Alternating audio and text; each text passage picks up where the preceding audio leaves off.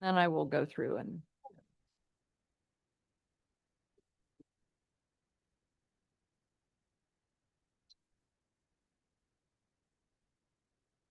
Is it recording? Yes. Oh, great. Okay. All right. So I am calling to order the May 14, 2026 Lexington Planning Commission meeting. And the first item on the agenda is approval of the agenda. Do we have any changes that need to be made? If not, I'll take a motion in a second. Move we approve the agenda as presented. I second. All in favor Aye. and opposed? Motion carries unanimously. Next is approval of the minutes. Any changes, edits? And if not, I'll take a motion in a second.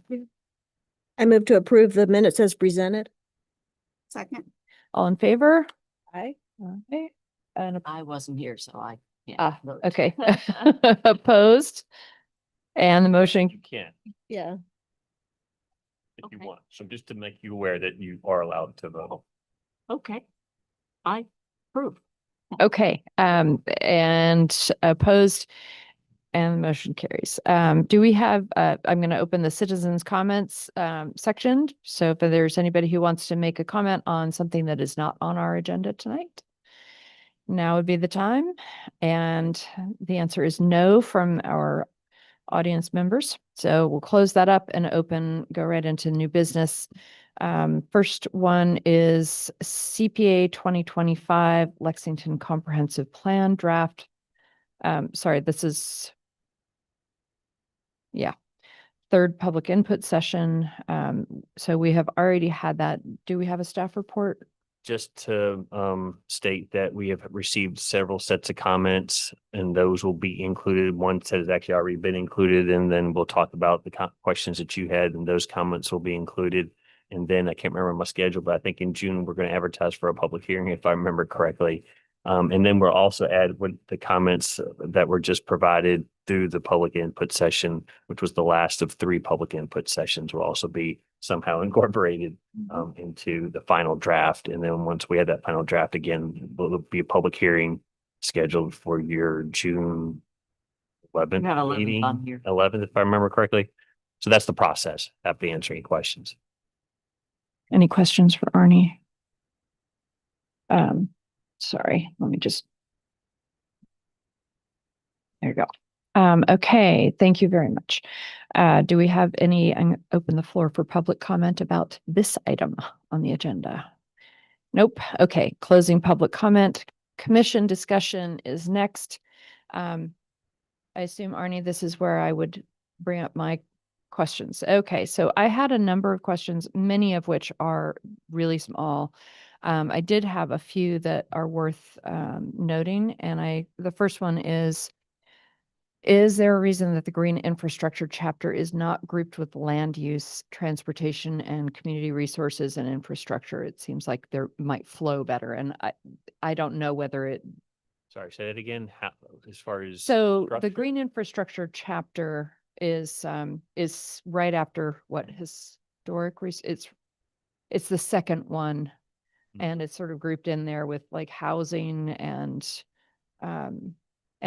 I just wonder if it wouldn't be better to have the green infrastructure closer to land use and transportation, because there's so much overlap.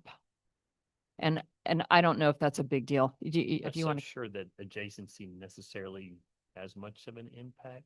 Yeah, I think we basically just kept the order the same as it was previously, so it would not be hard to change it around if the commission would prefer that, but I don't know if there's necessarily any, I guess I don't know for sure if there was a thought to exactly how they were laid out in the previous iteration. It was added new, or there was a natural resources chapter in that spot. I think so. Natural resources and green infrastructure went in, and so it kept, if I remember correctly, the structure was the same.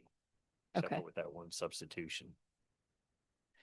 So I don't feel strongly about it. I was just reading through and it was sort of like, wow, that's like, it's as if you're reading it as a document, it's a little bit jarring to go from historic resources to green infrastructure and then, talk about housing and.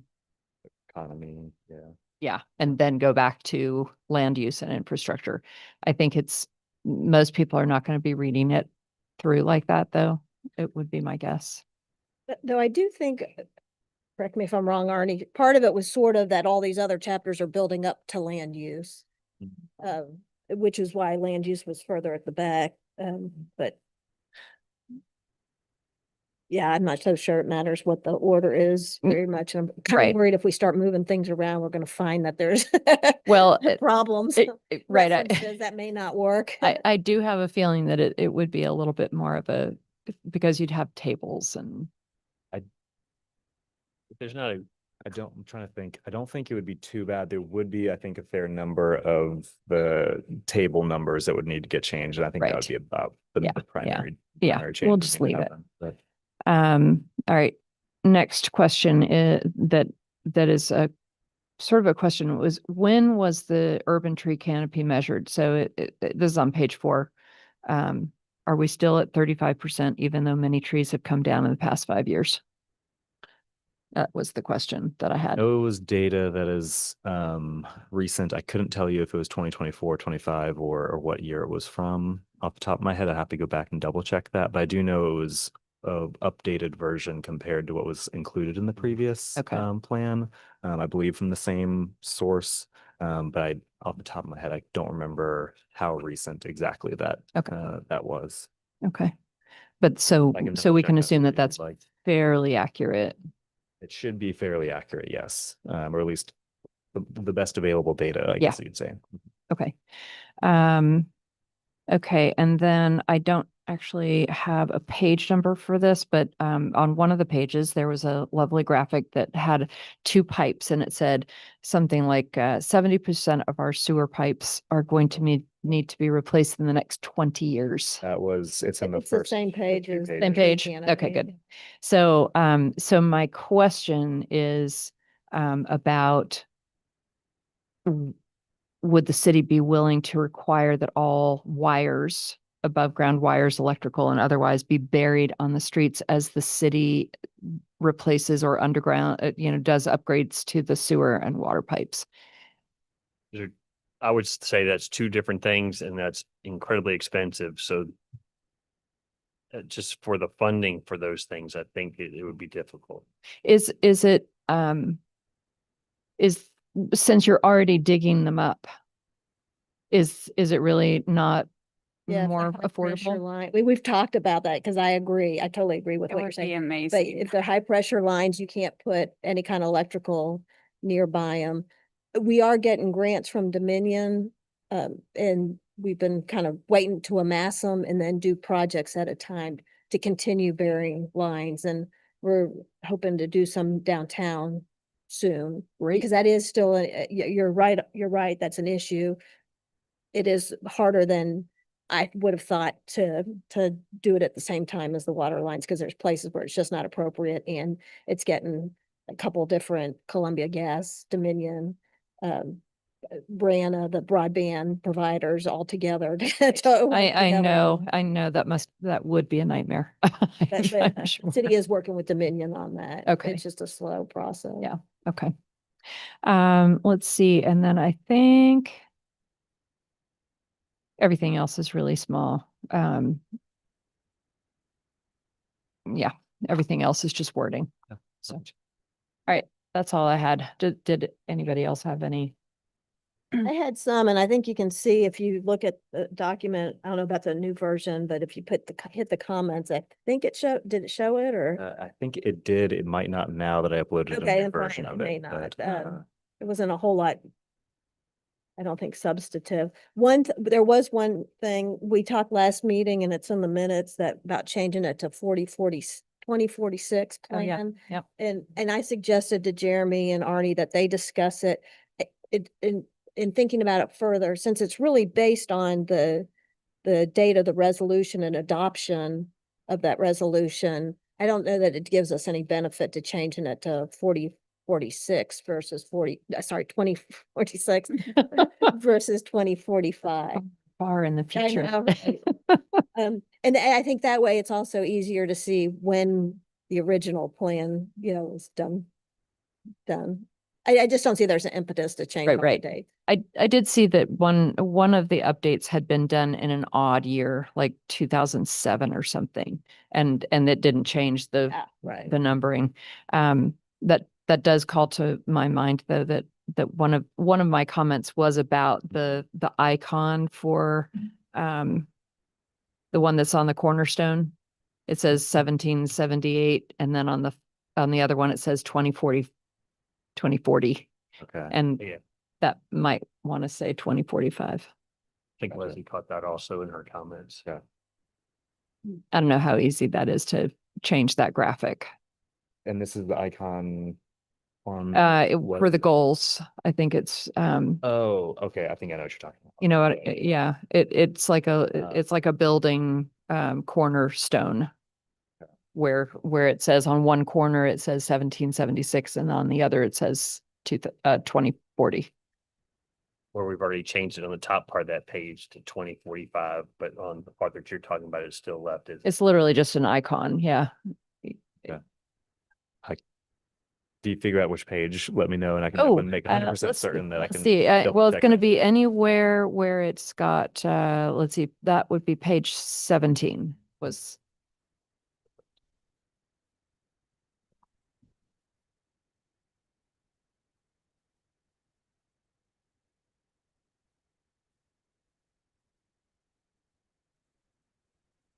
There you go. Oh, I see. I got you. Yeah. Mhm. Hmm. That one might be a little bit trickier, but I can try to figure out something to. Yeah, yep. for that.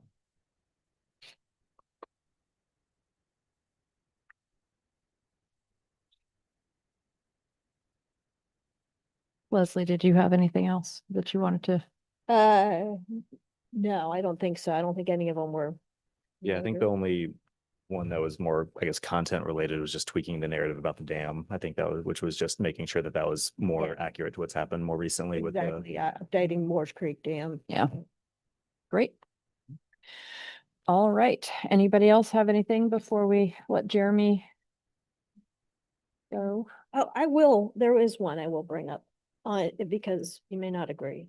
On, when we were talking about, it's related to the college land uses, wanted to change one word to might instead of will. It, Is to could be, I believe.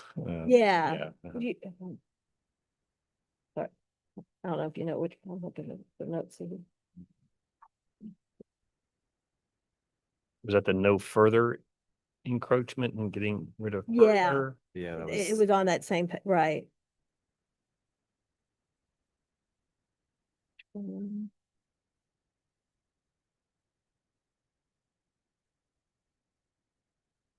Could be, Green yeah, page infrastructure. 92.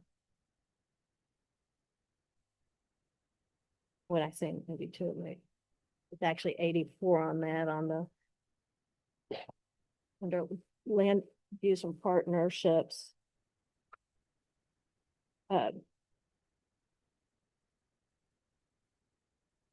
Page 92.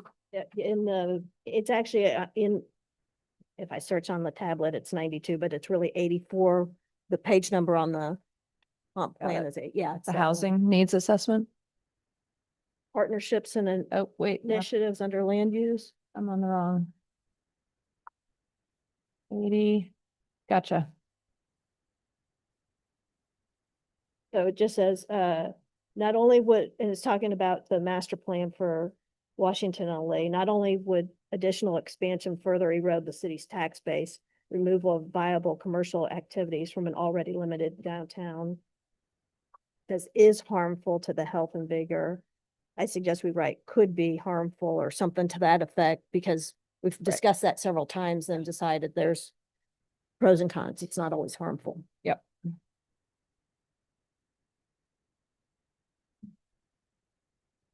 Yep.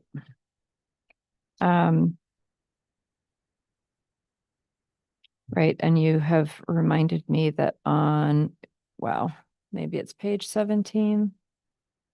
Let's go. Where the goals are, where are they? in table 2.1. You tell me what page it is and I'll find it. There it is. Page 17. Under, that's not it, sorry.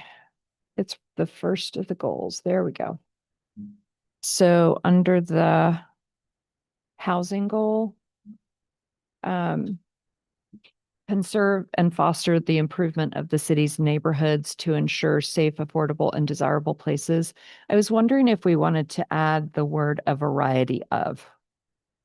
And the reason is that we have focused so much on getting a variety of different kinds of housing that it seems like that should really be reflected in this. So I would just literally add to ensure a variety of safe, affordable, and desirable places to live.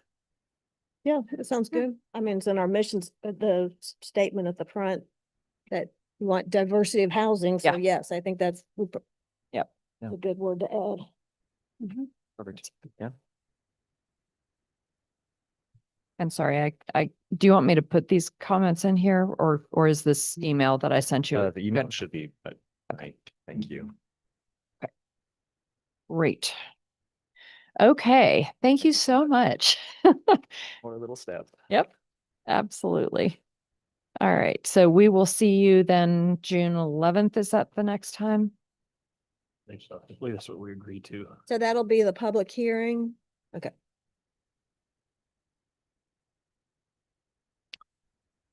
All right. Okay.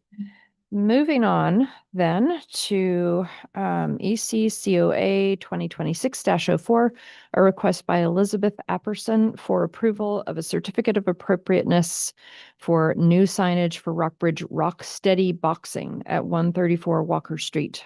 Tax map number 30-1-15, owned by Summit Square Partners LLC. Do we have a staff report? Indeed, we have a request for an adhesive flat sign on the back door that has been installed already, a decal on the front glass that has not, and a freestanding multi-tenant sign panel that has also been installed already. So you see the location map there for the Summit Square Shopping Center. If you're familiar with the shopping center, you see the photograph on the next page, on page 6 of your packet.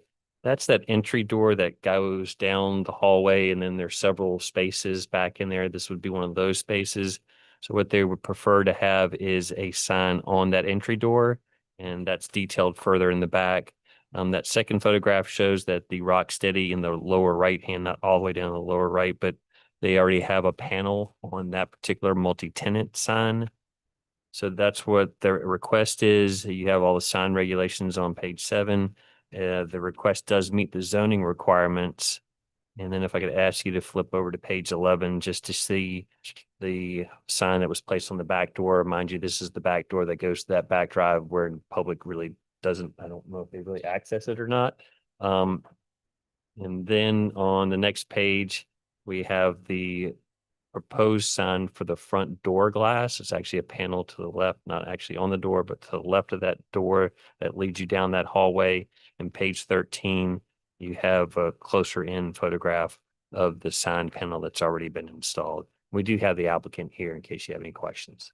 Great, thank you. Would you like to come up and make a statement? And when you get up there, just state your name and address for the record. I'm Elizabeth Apperson. I don't really have a statement, but I am here to answer any questions y'all might have. And one correction is the window panel that was installed on Friday, which I didn't think it was going to be installed until after this. Noted. Yeah, sorry. I Okay. got in there Friday morning and our ribbon cutting was Friday. And so the person that did it said, "Oh, I knew your ribbon cut." So she went in the night before and did it. And so my apologies. Thank you. Okay. That was Um, unexpected on my part. So if you don't have a statement, I'll get you to sit down and well, I don't know that we have, I mean, we need to open the floor for public comment officially. So if you just take a seat there and we'll call you back up in just a minute. Thank you. Okay. Any public comment on this issue? No. Okay. So we'll call you back up in just a minute. So we're going to have commission discussion and decision. I do have one question, and Arnie, I don't know if you know the answer to this. How many businesses are on that hallway? I don't know the answer to that. I would say 2 or 3. Yeah, I think 3 or 4. I know there's 4. So is Creative Cuts one of them? Yes. And the- T-shirt shop. So I'm just wondering if the other, once the other businesses see this, are they all going to be like, well, what about me? I want one too. In which case, you don't want that doorway getting sort of junky looking, like overcrowded with stuff. So I guess they could all be on one side or something. Is that? We would just react to it as they propose. The other folks have been there a while and haven't desired more signs because, as you're pointing out, some of them already have the wall sign availability. But yes, the other businesses that are down that hall do have the right to have some signage. They just haven't requested it yet. And I think one of the ones down towards the end also has access from the front part along Walker Street. So they already have frontage there, so they wouldn't need any additional. So we would just have to react to them as they come in on a case by case. Okay. Like EnviroClean is one of them right now. Right. And I don't know that they get walk-ins. I think he picks up it looked more like a work area. Yeah, I doubt that he gets many walk-ins. Okay. Does anybody have any thoughts on this? About the sign, about the? I thought it looked good, and I moved to approve the entrance corridor certificate of appropriateness for 2026-04 as it is presented. My second. All in I favor? have one. Oh, yep. It's just Okay, a- we're not just a ready yet. Technical question, and that is, what kind of a sign is on the glass? That I didn't quite catch Is that that. like a decal or something? Vinyl sign from the front. Vinyl. It's glued on to the glass. Is that right? Or sticky, It's like a sticker. Yeah, yeah. Fancy sticker. I just wondered. It- Thank you. so it's flat. Yes. And just for information, it looked like it's not boxing per se, but boxing exercise. Is that what more of a? Oh, really? Oh, that's great. Interesting. Oh, yeah, I think the signage looks nice. Mhm. Okay, are we ready for a motion and a second then? I move to approve I think oh, we made- Leslie I already think we said that. did. Yes, I'll Right. second it. Yeah. Oh, I think Either Tori way. already It's seconded. fine. And then we had discussion. Either way. But we're ready for that now, Yeah. right? Okay, all in favor? Aye. Aye, and opposed, and the motion carries unanimously. Thank you so much for coming. We can. We'll pass them. Yeah. Thank you. Thank you. And good luck. Yeah. Okay, moving on to land unit developments zoning text amendment. Do we have a staff report? Indeed, just to go over quickly, this is now a more formal staff report than what you've seen before. In the previous 2 meetings, the first one, we went over what I'm going to call the first PUD. So the PUD text that we have that was primarily for residential development that existed from 1990 to 2017 before we made that big update and changed the ordinance significantly. We went over that language. And then in the second meeting, we went over the dozen or so projects that were actually implemented using that language, just to give you an idea what that language can sort of create as far as development, also types of requests that had come in underneath that zoning text that existed at that time. And then what we're planning to do now is look at that interim PUD. So that PUD that existed from 2017 to 2022.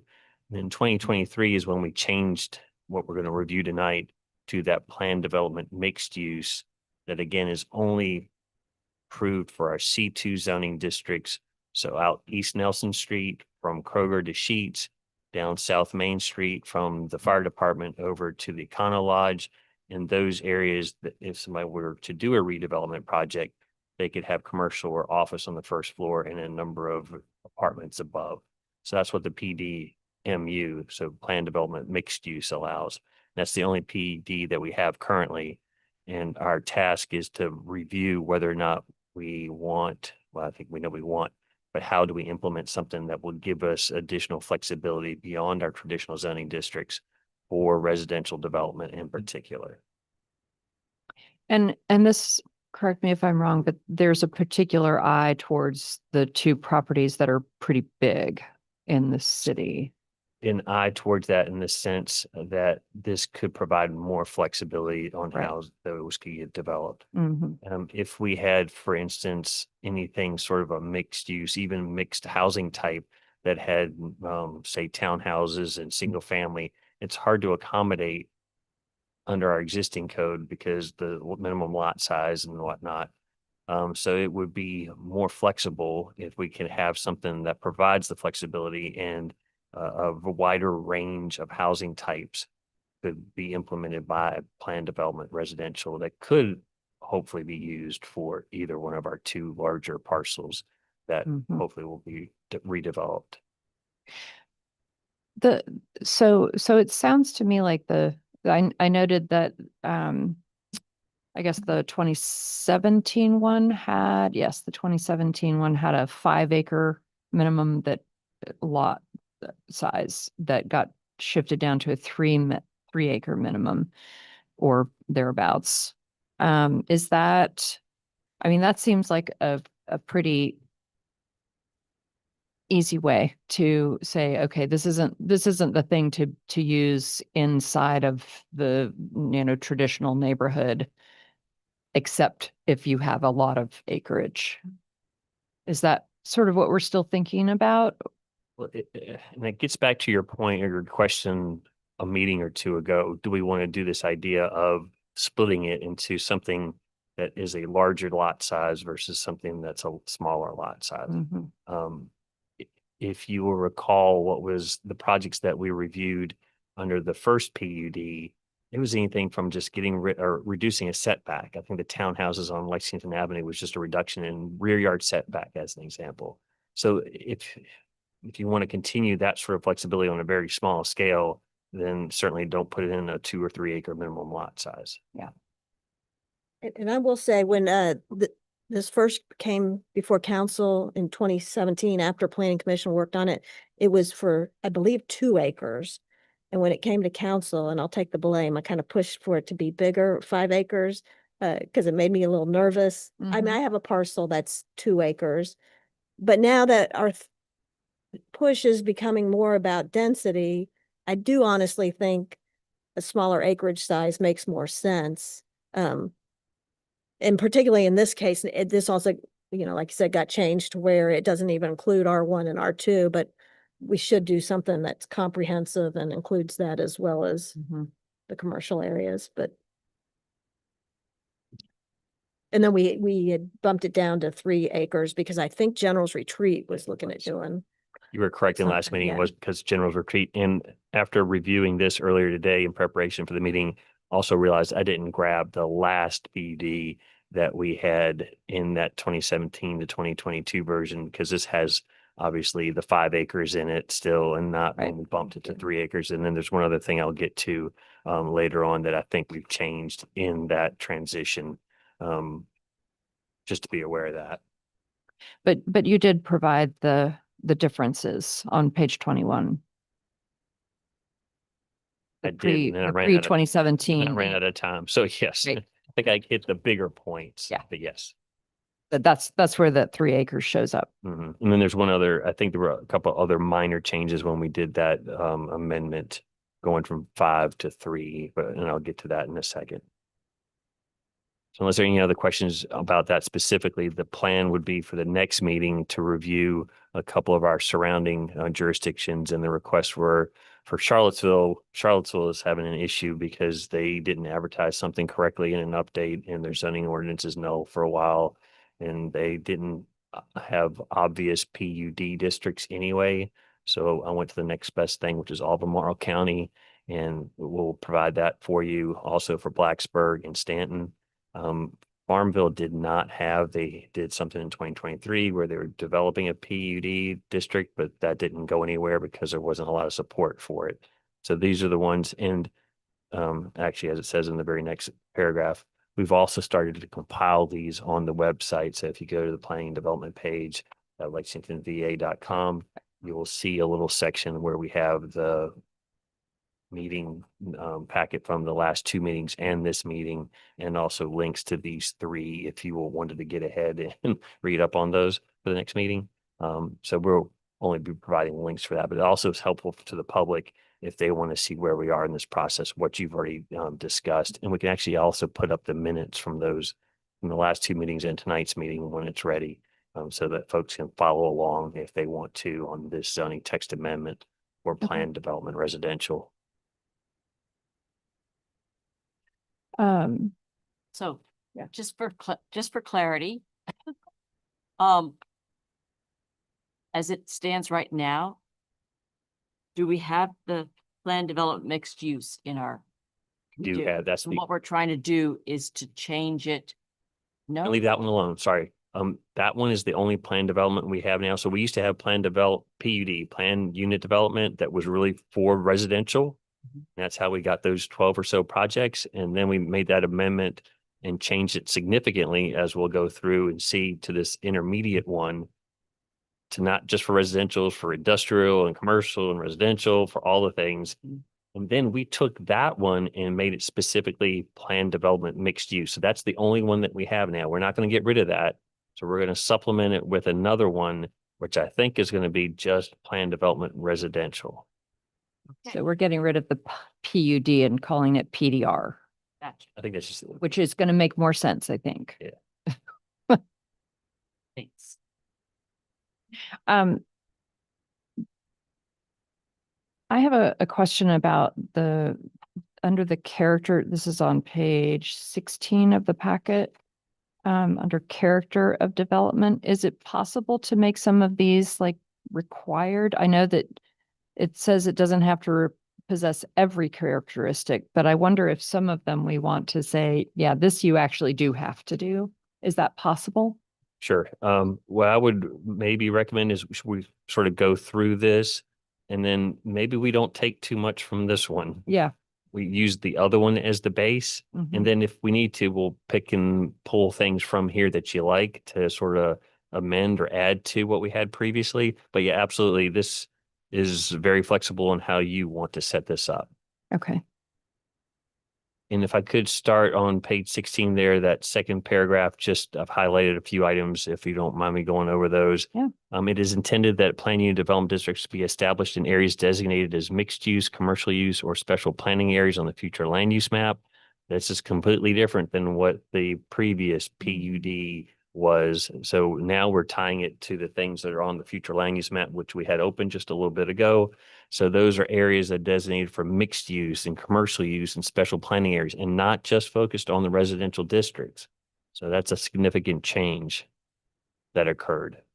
Right. But that's not what we're, No. I'm just trying to point out, to ultimately get to that chart that you Right, yep. mentioned, is what the difference is Yep. between the first one, which is the PUD, and the second one that was changed in 2017.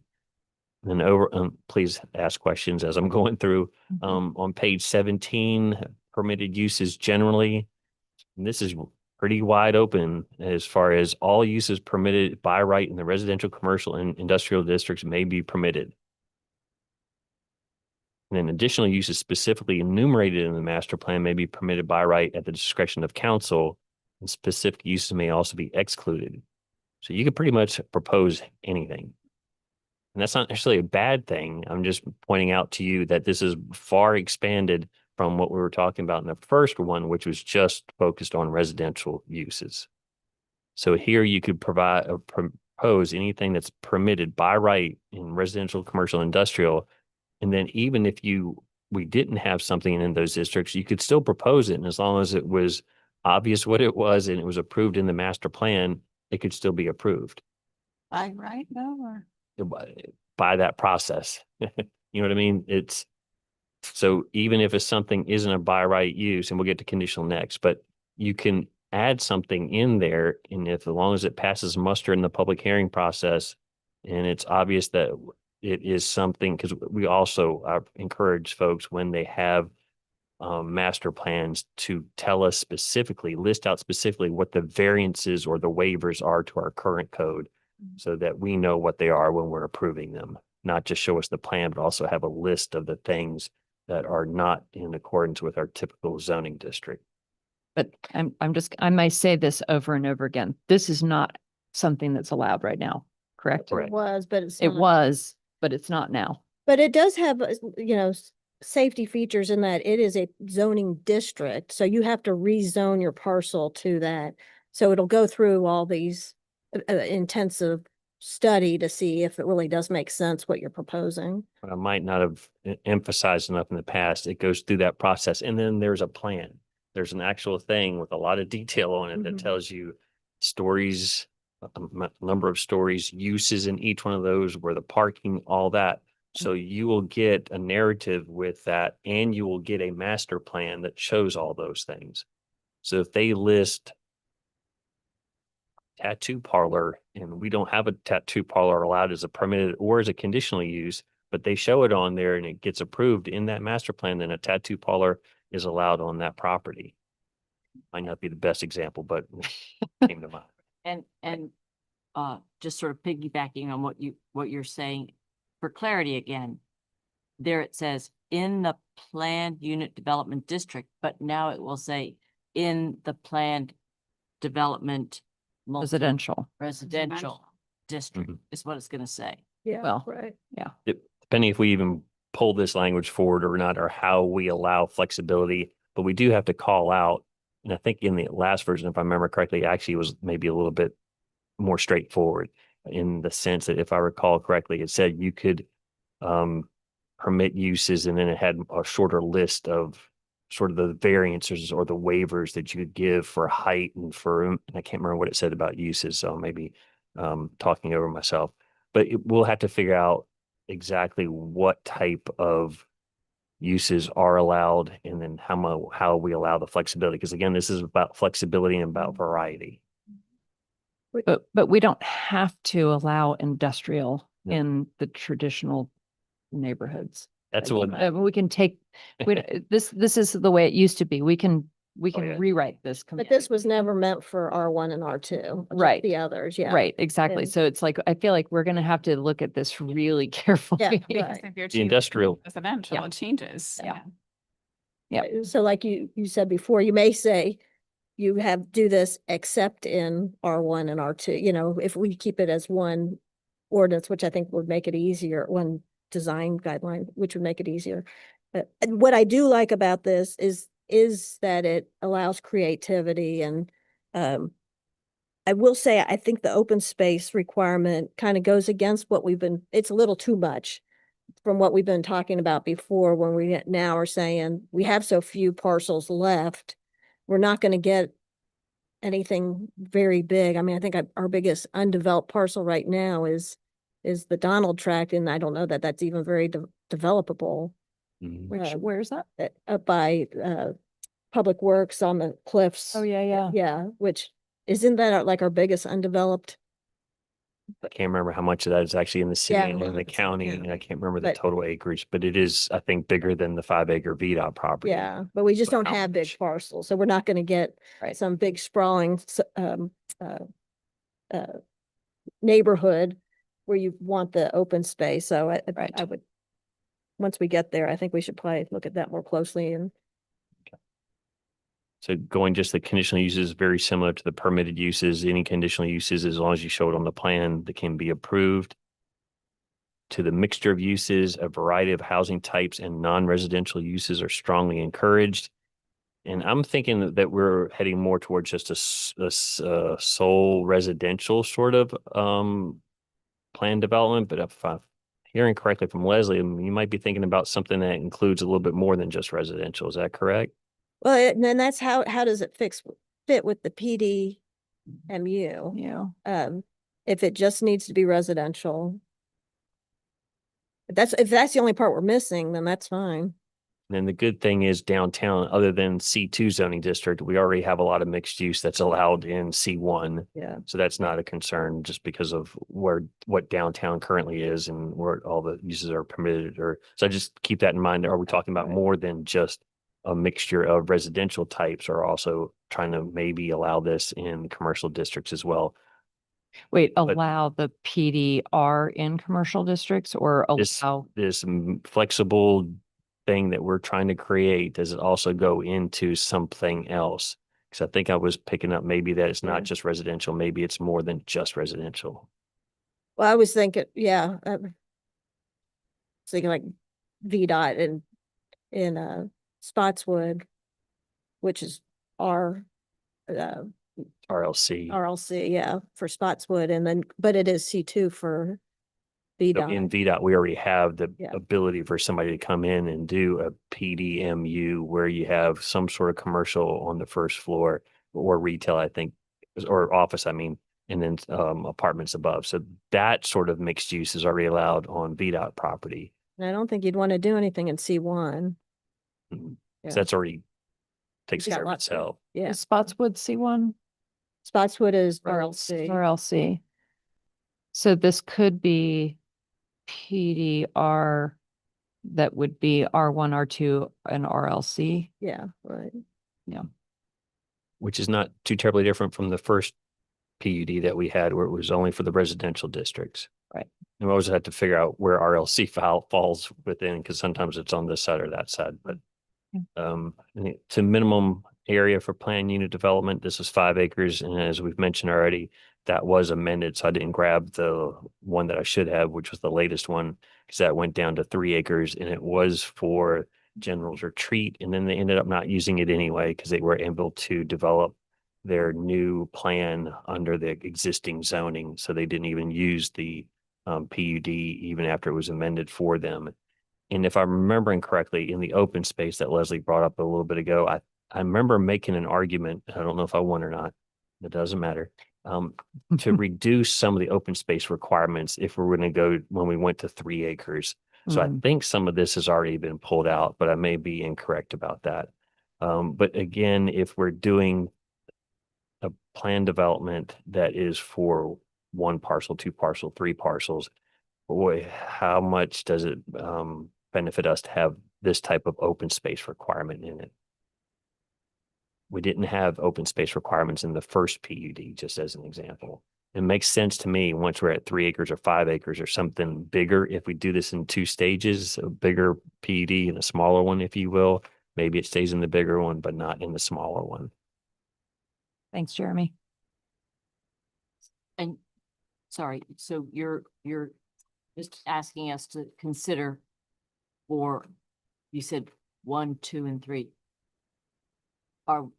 Is that Or one one lot, 1 and 2 lots, or 3 lots? Is that what you're saying? The first PUD that we had a number of examples where they only had 1 parcel and they were putting townhouses on it, and they're certainly not at 3 acres and certainly not at 5 acres. So this is a much more common construction for open space when you have larger parcels that you want to then also have some component of open space and a minimum component of open space. But again, I'm pointing out just when we have the first PUD, when we're only dealing with a parcel or 2, 1/10 of an acre, do we necessarily need open space requirements on that? Good point. It may have made sense here because of 5 acres, then you may want that. Over on page 18, just densities, they did have a gross density, but shall not exceed 20 dwelling units per acre for what that's worth. And if we need to sort of calibrate again what that is, we can always do a search and figure out photographs. And this development is 20 acres, this one's 25, if we had to figure out Right. how to calibrate what we want locally. Setback ranges, setback regulations, they said to develop a range within their plan. I don't know if that's the best or just develop the actual setback because they are developing a plan. So why not do the plan with the actual setback? But there was some flexibility there. Heights of building, we can go back and sort of, if we want to match up what the height of a single family dwelling residence is in our current zoning districts for R1, R2, and our RLC where it's allowed versus this 45, just to see how much flexibility is given here? Or do you rather just not provide that maximum and then just see what is proposed in a development plan? And you're going to have criteria to grade any planned unit development or PDR. So you're going to have criteria established so that you can say no to it anyway. So do you necessarily need to have, if we're trying to add flexibility, do you necessarily need to have these types of standards? I just offer that up as a question. But height could also be one that we just don't address, right? It could say the underlying, whatever the height restrictions are in the underlying district, that's what you have to deal with. Recognizing that, people don't want a 60-foot hotel. But I'm in their hoping that this is residential neighborhood. I hope that this will follow the PDMU, which is a district and not an overlay, so not relying on an underlying. So if you want a maximum, this is how you would handle it. Got it. Or you don't put anything in, and then you use your best judgment when the plan comes in, and you'll have criteria to grade this by. So you will still have a stat. And if you just say, no, that doesn't meet the character, that 47-foot tall house doesn't meet the character or whatever the standard is, then you can vote against it at that point. Parking, this is pretty open. The applicant shall establish parking regulations for consideration by council. And then they have to provide you with some data as to why they think that parking, which I presume will be less than what our minimum parking requirements are. And that's not a bad thing because there are lots and lots of jurisdictions, small, medium, and large across this country that are currently getting rid of all of their minimum parking regulations. Right. It's hard to imagine, but it's actually happening. It's actually a thing. Right. And they're allowing more redevelopment opportunities, buildings that couldn't have been used before, because if a restaurant went in and needed 40 parking spaces and there were only 13, well, now it can actually go in with 13 and it seems to work. That's a total aside though. Arnie, when a developer brings the plan, you said that they would come with the plan. Would they bring that plan to Planning Commission, or would they just go to you with that? This is not the site plan. It's Mhm. similar in the sense that level of detail. So typically when you get a rezoning application, you're just getting, I want to rezone from R1 to RM. And I want to put on so many, in RM is multifamily, so many apartments, let's say 63 apartments. I don't know where I got that number. But then that's all you get. And then you are looking at the entire zoning of RM to see all the other uses that are permitted under there, unless they limit themselves in a zoning proffer to only doing apartments. But that's all you're looking at. In a PUD, they're bringing you a plan that is just about the site plan level, where they're showing you where the building's going to go, where the setbacks are, where the landscaping or buffers, if buffers are included, where the storm water is going to be, what all of the uses on the property are going to be. So you're getting much more detail than you would get at a regular rezoning application, Okay. so that you can see flexibility. Should it be granted? Should it not be granted? But you're getting a much more information than you would get at a regular rezoning application. And I'm thinking back to the conversation that we had with the guys from Washington and Lee, where we asked them for an elevation sort of from 5 feet. Is that something that we could require with this, so that we could say, and it has to include the buildings around it, so that we can see the difference, like see how much higher, how much bigger. Perspective, yeah. Yeah. I don't remember what was in the other PUD, the first one, but let's just go through the application, which is the very next one. So providing a narrative, site development standards, utilities, if there's going to be a phased implementation, the sign plan. So all of these things, and I'm looking quickly for elevations, and I don't think. I think it would be under the master plan, which is on the next page. That's where I've Okay. got my note anyway. Proposed. So all your layouts, your access, your road alignments, water layouts. But yes, you could request that. That could be one of the things that's in the list of application Yeah. requirements. That might be helpful for everybody. to see it ahead of time and not have to then, sort of expand like, oh, no, we want this as well. And Delayed. and it adds to the delay and frustration.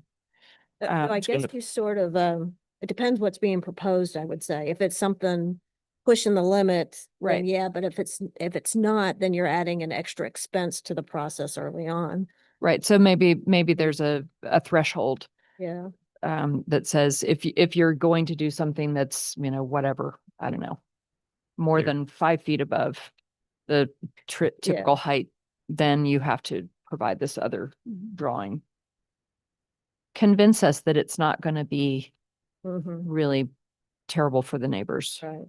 There's something, I think, in the site plan requirements, again, a list, something very similar to this, but it says for more minor developments, the staff can allow applicant not to provide some of the information. So if it is a setback for one building, then I might not, if you allow me the flexibility, you might not require them to do an elevation as an example. So there's a way of sort of calibrating what's needed in each of the different types of proposals.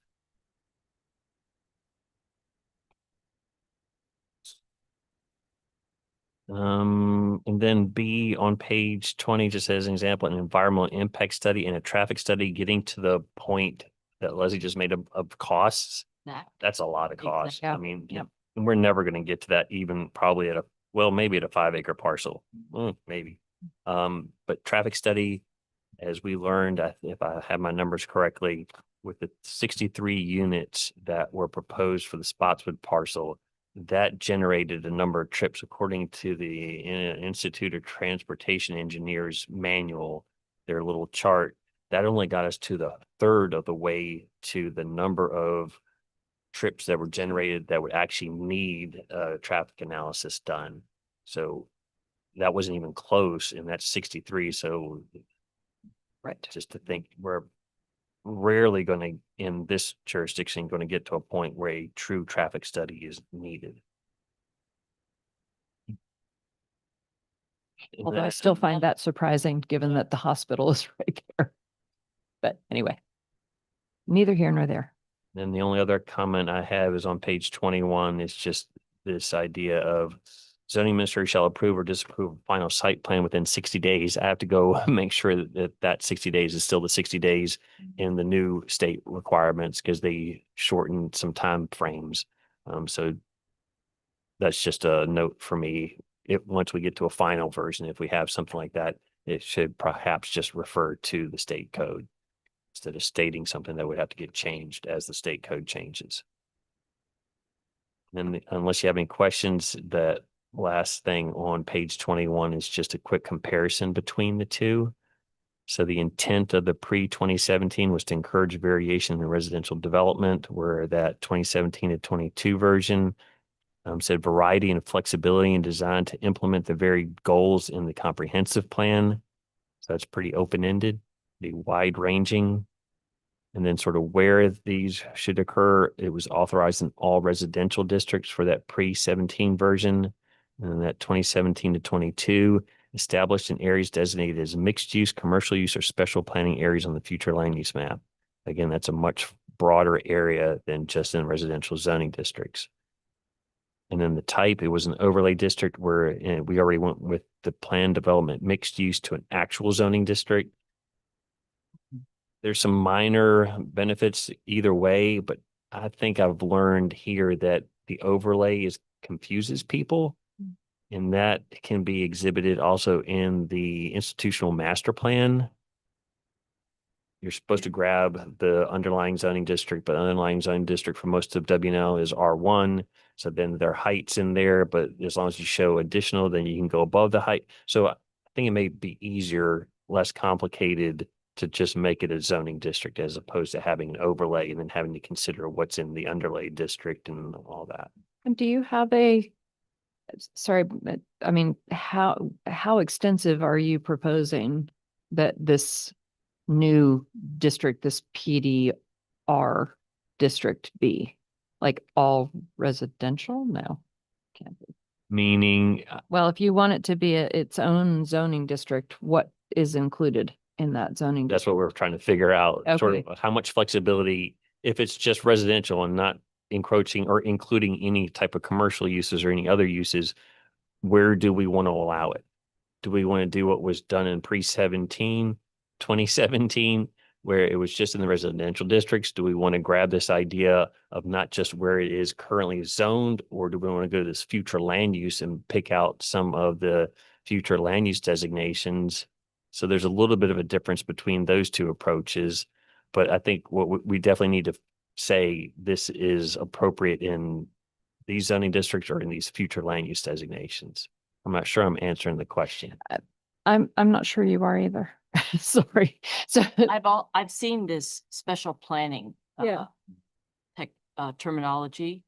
I don't know if somewhere else in there, and so potentially that would be, wherever it's, wherever we designated. On the For future- example, Sorry. South Main, and then, It's already designated and I can It's- find the map, maybe quickly, maybe not, but if I recall, we have 5 special planning areas. Everything in the C2 zoning districts, I think are, so again, everything from Sheets all the way up to Kroger. And then also Pana Lodge up to Firehouse. I think, Spotswood is its own special planning area. I've got to come up with 2 more. And it's then the Donald Track, the East Lex, Was it we call the whole one? East Yeah. Lex area. And, What about? the and then land VDOT. Murray River. there? Oh, that was C2. Yeah. Wait, there's one. Yeah. Just the point is, it's already specifically designated in the comprehensive plan, and there's a map that has the 5, if I'm remembering correctly, that there are 5. So it probably will be like the residential districts plus the special planning area. Would seem to make sense. Cause I think I'm not clear on how it can be, it's as a zoning district when it's already, like R1 is already a zoning district. What's a good example where we also just, people will have to come in and apply for this, have the narrative, have the plan, and then wherever we are in R1, that just changes from R1 to PDR. I see. So all of R1 will remain R1 Yeah. and it can, so it can have, it can be transferred into this new PDR. But the bottom layer is, it's R1. And if you want it to be something, if you want your little square of land that's in the middle of R1 to be PDR, you have to come in and get permission, but it's allowed anywhere. As long as it's, Where, however, long as it wherever gets you say it approved. is. yeah. Okay. Correct. So it's not, it will have a new zoning district from, let's say if it's going from R1 to PDR, just for that parcel and based on the plan and the narrative and all the details that were provided with that approval and public hearing process. So R1 stays as it is. We're not taking all of R1 to PDR automatically. Yeah. It's, as a, come as you may with your plan and go through the public hearing process. Okay. And then to answer Mary Stewart's question, Laughlin, the other one. oh, So this is the map when they say the Mm. opportunity areas, so that's, commercial out East Nelson, South Main. That is Spotswood, that's McLaughlin Yeah. area, Yeah. and then this is what Leslie was calling Donald Track. There's Okay. this is the Donald Track, and that's the Stearns Track. okay. Those are the special planning areas. thank you. For me, it's, well, it seems like you're opening a can of worms if you really allow it anywhere in R1. It Mhm. sounds like, wow. Right, which But is, we're which is why only you might addressing wanna those have a- areas though, right? And Sorry. No, we're only addressing those areas though? No. When you're talking, no. Nope, all of R1, R2, RLC. You're is just what not we're gonna have talking many, about. And one way to have some control over it is to say, okay, you can only do this on, if you've got a parcel that's over an acre or over whatever. I mean, otherwise you can do it on a quarter of an acre or an eighth of an acre if it's, Let's not forget some of the ones that we've also seen were only for an adjustment of a setback on a small parcel. right. And they needed that, otherwise they weren't be able to develop the parcel how they wanted to. So for example, Give us an example. townhouses, the stick of, I think, 5 townhouses on Lexington Avenue. So if you go out Thornhill, turn on Lexington Ave, I think the second set in the back, if I remember correctly, they required a PUD to reduce the rear yard setback from like 40 feet to 25 feet, if I remember correctly. So that's the only reason they needed the PUD, to get another stick of townhouses in there of 5 units, I think, was through that PUD process. Right. So I think we would still want to, be very clear about where this would be going. And there are 2 approaches, just sort of compare and contrast, but not into too much depth. The first one was just mentioning residential districts, where the second version here was just saying, follow the future land use map, and in those special planning areas, and also in a couple of the other future land use designations. So it depends on how you want to allow where these will go. And also going to be highly dependent on how much flexibility we give onto where you think it's going to be appropriate. Right. So we're just reviewing things, not really making decisions yet. Yeah. But it's just Yeah. sort of learning. So permitted uses in the middle of that chart, it said any uses permitted in the residential districts is in which the PUD's overlaid is allowed. So again, but that was just residential. And then in the other one, we've already covered this just a little bit ago about you can pretty much propose any use if it's permitted, if it's conditional, and even if it's not even listed, it can be approved through the master plan process. The minimum area for the first version was none, and we had this change, or it had 5 acres, and it was changed August 8th in 2019 to 3 acres for the general's retreat that ended up not using it anyway. Arnie, would you call this, so what was, excuse me, under the 2017 to 2022, a zoning district change? Is this spot zoning? Is this not spot zoning? No? It feels like spot zoning. But I can't tell you like court cases or anything, but a lot of jurisdictions have this. Yeah. And you are allowing it based on a public hearing process Yeah. with a lot more detail than you would just a regular rezoning. So I don't think that we have an issue with spot zoning, because you're taking where a district is not, what's the best way to say, is not cohesive, but is not taking into consideration everything that's around it. We are taking into consideration the things around it when we're looking at this detailed plan with a narrative where they're at least trying to make an argument that they are taking into account what's around. And then if you believe that argument, you approve the master plan for that PUD. So I don't think it's going to be considered spot zoning. Okay. Luke. Anything else? That's all I have. Happy to answer any questions. The next things we'll do for the next meeting will be go through however in depth you want with the Blacksburg, Albemarle County, and Stanton examples that we have. Okay, super. And in the meantime, you're going to be uploading those to It's the, already up. they're already up there. They're, Okay, they're linked to our planning and development page. Yes. super. Thank you so much. Okay, well, that was staff report. It turned into commission discussion. Is there anybody in our audience who would like to make a public comment? Okay, I'm going to open and close public comment. All right, so we'll move on to other business. Do you have a zoning and planning report? Couple of quick items. For one, and I cannot remember if I've mentioned this before, but the city has engaged with AECom to look at McCrum's parking lot to see if there can be a better configuration. We have, I think, 200,000 in our CIP to repay that. But since there are other things that are occurring back there, can we work with the new property owners of the southern end who also own the back parking lot? And conversations have been had, and we have had at least 3 different iterations of the parking lot back there. So just to know that the city's working on some improvements to the McCrum's and to see if we can get more, utilize the space more efficiently.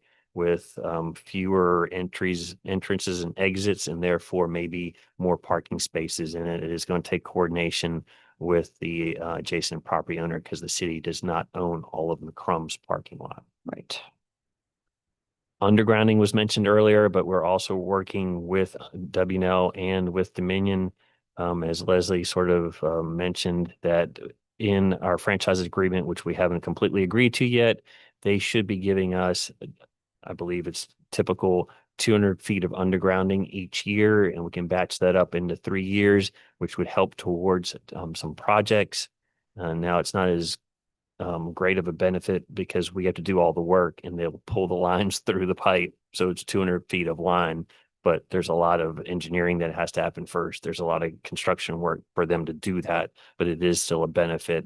We're trying to apply that and coordinate with Dominion and with WNL because they have to take down at least one pole for their Founders Hall project. Mhm. Because there's going to be a construction crane set there and they just need it out of the way. So we're going to work with them and hopefully can come to an agreement where all three entities will pitch in for the removal or undergrounding of the utility line starting at the corner of Washington and Jefferson. As soon as you turn on to Washington, from there up to Lee and from Lee over to Kai-Sai basically. So to remove, and that's significant if you ever looked up and saw all the number of overhead utilities, it's significant. That could be a Amazing. huge improvement if we can get that That would be coordinated. great. And the last thing is the site plan for Founders Hall was submitted. Staff has done one round of review, provided comments. And last Friday, they provided the second version of their site plan back to us. And we are trying to schedule a meeting with WNL to go over some of the changes so that we understand sort of the traffic patterns and other things more about, not so much about the building changing, but how the streets and how much they're going to need for construction and lay down area during that 18-month or so construction project. So just that- want to, Are they talking about closing streets? they have to- asked for, Mhm. not been approved as of yet, for one way on Washington, How much of Washington? from Lee all the way to Nelson. Well, at least certainly in front of their On- construction project, but I don't know then how you do two-way, the rest further down because then there's no way to turn around. So at least through this construction project for a ways. It's So not they're- included on the plan, so I don't really know. So they're talking about closing Lee Street from Washington to Nelson. Is that right? Well, I'll say it the other way. I think you were asking about Washington specific from Lee on up a ways, maybe all the way to Nelson. Around. the Oh, you corner. mean around through their property? Yeah. I gotcha. Because they need to set the construction fence Yep. somewhere out in the road. And they were trying to take at least half of Washington in where the construction's going to happen. I don't really know how much further up the one way would go. Right. Same request was on Lee that they take half the road and that it'd be one way. And I don't remember if they actually told us which way one way was going to go. And I'm mixing two different things. One, our request that came in for a right-of-way permit from the contractor who's already been given the job. And that right-of-way permit gets issued by our Public Works Department. So we've heard about that request and now we're seeing something on the site plan that shows sort of the limits of construction, where fencing is going to go, where the construction entrance is going to go. And we just have some questions for them about the details of how that would function and how they're going to try to bring in construction materials into this particular site. Right. Tricky. Okay. Anything else? All right. Thank you so much. Leslie, do you have city council? We met last Thursday, but I don't have a report. But I will tell you, we are not meeting next week. It's high school graduation, Ah. so a couple people will be out. Great. Which, Okay. speaking of that, our next meeting's on the 28th, which is WNL graduation. I know John won't be here. Will I will won't be everybody here else- either. you I won't be won't here. But the rest of us will. So. You have anything? Not another ECCOA? Okay. we might have it. We might have a need to be here. Hopefully we'll have the forum. I think I'll be here. Will you be here? I think so. So that's You sure? 2. Yeah, I'll be here. And you'll be, Here. okay, so we'll have 3. All right, so we'll figure that one out. Okay, thank you so much. I guess we're to the end, and now we have one last motion and second. I move to adjourn. Second. All in favor? Aye. And we're done. Thank you, everybody. Thank you all. Done. So Krista didn't make it tonight. Was she originally supposed planning to come? Krista?